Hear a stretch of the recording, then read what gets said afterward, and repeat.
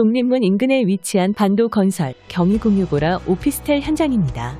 램프 탑다운 공법이 처음으로 적용된 현장입니다. 그동안 탑다운 공사 현장에서 램프는 슬래브와 달리 경사로 되어 있고 대부분 RC 구조로 설계되다 보니 동바리를 설치할 수 없어 램프 부분만 역타가 아닌 순타로 할 수밖에 없었죠. 이것 때문에 탑다운 공법 적용에서 공기 단축 효과가 반감되었고요. 이를 개선한 공법이 철골조 램프 탑다운 공법입니다. 특히 반도건설의 경희궁 유보라 현장과 같이 램프의 위치가 고층부에 있기 때문에 램프를 탑다운으로 하여야만 순타로 할 때보다 공사기간을 5개월 앞당길 수 있게 됩니다. 램프 부분이 탑다운으로 공사가 되면 램프를 활용한 작업자용 주차장, 경량물 정도의 자재 진입이 가능해지고 공사기간이 단축되고 스트러트와 램프 슬래브의 간섭이 사라지고 경사 부분에서의 위험한 동바리 작업도 사라지게 되는 등의 장점이 많게 됩니다. 이런 장점들이 많을 것인데 그동안 램프를 탑다운으로 못했던 것은 그만큼 램프를 탑다운으로 공사하는 것이 넘기 어려운 언덕이 많았기 때문이었겠죠. 만약 램프가 건물의 중앙에 일직선으로 되어 있다면 그리 어렵지 않았을 겁니다. 하지만 램프가 대지의 외곽에 붙어 있고 원형으로 형성되어 있다면 넘어야 할 언덕이 많아지게 됩니다. 오늘은 대지의 외곽에 붙어 있고 원형인 램프일 경우 해결하였던 기술들을 위주로 설명하려 합니다. 먼저 램프가 탑다운으로 공사되기 위해 넘어야 할 언덕이 많았고 하나하나 해결해 보았습니다. 첫 번째, 언덕 넘기. 슬래브와 램프 슬래브가 가설 스트러트에 간섭받지 않으려면 가설 스트러트가 슬래브 레벨보다 위에 설치되어야 합니다. 그래야 램프 슬래브가 형성됩니다. 이때 스트러트가 슬래브 레벨 위에 있기 때문에 힘의 전달을 유효하게 하기 위한 토압 전달체가 필요하고 토압 전달체 주변에도 철물로 그림과 같이 보강해야 합니다. 두 번째, 언덕 넘기. 경사로 구성된 램프 슬래브와 흑마기벽, 즉 CIP 사이에 토압을 전달할 수 있는 지지대가 필요하게 되는데 이것은 CIP의 시공오차를 흡수할 수 있도록 해야 합니다. 특히 원형 램프의 경우는 CIP의 오차가 심해서 좌우 앞뒤의 오차를 모두 흡수할 수 있는 서랍식 CIP 지지대를 개발 제작하여 사용하고 있습니다. 세 번째, 언덕 넘기. 램프 슬래브의 하중이 작지 않기 때문에 이를 지지하려면 기둥 구조가 필요합니다. 결국 제거해야 하니 가설 구조이어야겠죠. 가설 구조라 하더라도 철골 구조는 비용이 상승하기 때문에 전체적인 비용을 줄이기 위하여 재사용 자재로 구성하였습니다. 가설 센터 파일에 브라켓을 볼트로 연결하였다가 풀어서 재사용할 수 있도록 센터 파일을 기성품화하고 플랜지의 높이 조절이 가능하도록 100mm 간격으로 볼트 구멍을 뚫어놓아 용접 없이 사용할 수 있도록 하였습니다. 네 번째, 언덕 넘기. 경사의 원형으로 레벨을 정확히 잡는 것은 어려운 일이어서 가설 센터 파일에 브라켓을 설치하고 브라켓 위에 레벨 조정기를 설치하여 경사 램프 슬래브의 미세한 경사를 조정할 수 있도록 하였습니다. 다섯 번째, 언덕 넘기. 레벨 조정기 위에 고정이 가능하도록 플랜지에 57mm 간격으로 볼트 구멍을 형성한 경사부를 재사용 자재로 설치합니다. 여섯 번째, 언덕 넘기.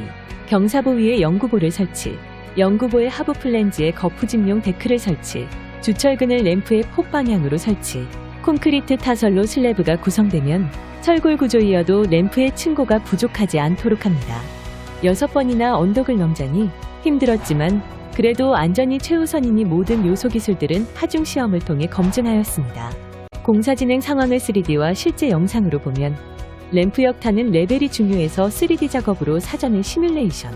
제일 먼저 기성품 센터 파일을 길이에 맞게 조립하고 조립을 위해서는 자동 토크가 확인되는 기계 조인기 사용. 램프 폭의 중앙 위치에 센터 파일을 설치. 이때 센터 파일의 구근이 재료 분리가 발생하지 않도록 조치.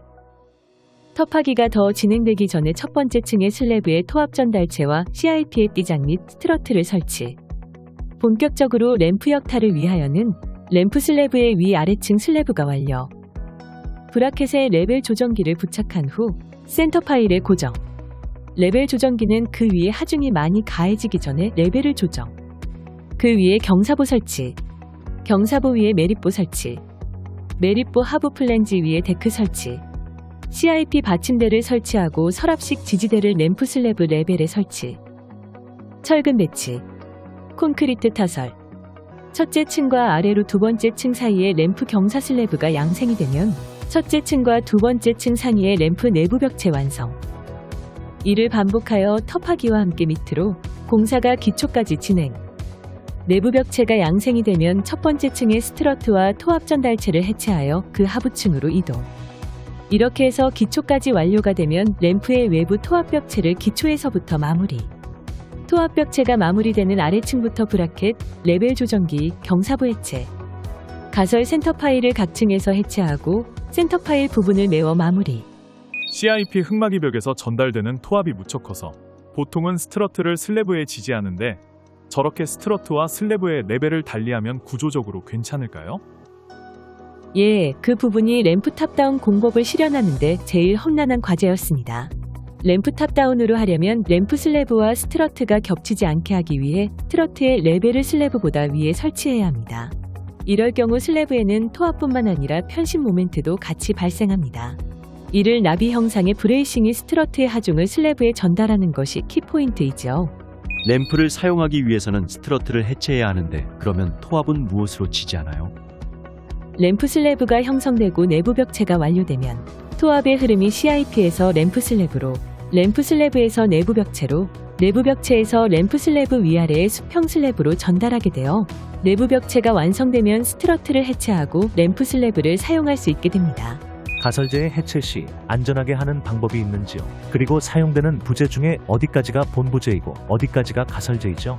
해체를 안전하게 하기 위해서는 가설제 중에 경사보, 레벨 조정기, 브라켓을 묶어서 내려야 하고 내리는 방법은 센터 파일 외부 부분의 공간으로 체인 블럭에 체인을 밑으로 내려 양쪽을 잡아서 내려주는 방법을 택하고 있습니다. 장비로 잡아서 내리는 방법도 있지만 경사 부분에서 하는 작업이라 안전하지 않겠죠. 체인 블럭을 써서 일단 내리고 해체 후 장비로 이동 양중하는 방법으로 해체합니다. 램프 탑다운을 모두 철골 구조로 영구부재로 한다면 비용이 많이 소요될 것입니다. 그래서 센터 파일, 브라켓, 레벨 조절기, 경사보가 가설제이고요. 매립보와 서랍식 지지대가 콘크리트에 묻히는 부재입니다. 대부분 가설자재여서 경제적인 공법이 됩니다. 램프 탑다운 공법은 RC로 램프 슬래브를 구성하는 것에 비해 약 90% 정도로 경제적입니다. 대부분 가설재를 사용하기 때문입니다. 또 공기가 순타로 진행하는 것에 비해 당연히 빠르겠죠. 특히 상부가 고층부가 형성되는 구조라면 4에서 5개월 공기가 단축됩니다. 인력도 대폭 줄게 되는데 약 50% 수준으로 예상합니다. 제일 중요한 것은 공사 중에 지하 주차장을 사용할 수 있어 작업자의 주차 공간이나 공사용 자재 적치가 가능하여 공사가 원활하게 돌아가게 하는데 큰 역할을 할 것입니다.